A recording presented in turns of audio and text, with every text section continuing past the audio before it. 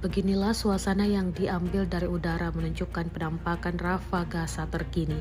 Rekamannya diunggah di Telegram pada Sabtu 25 Januari 2025. Tampak kota ini luluh lantak setelah berbulan-bulan perang Israel versus Hamas pecah. Selain kehancuran, dalam video tersebut juga tampak warga Palestina di Rafah berusaha kembali ke rumah mereka sejak gencatan senjata hari Minggu antara Israel dan Hamas. Diketahui warga Palestina kembali ke rumah mereka di Rafah, Gaza. Mereka berharap dapat melanjutkan hidup normal setelah perjanjian gencatan senjata diumumkan. Sayangnya, mereka justru dihadapkan dengan kenyataan pahit. Rumah mereka hancur menjadi puing-puing.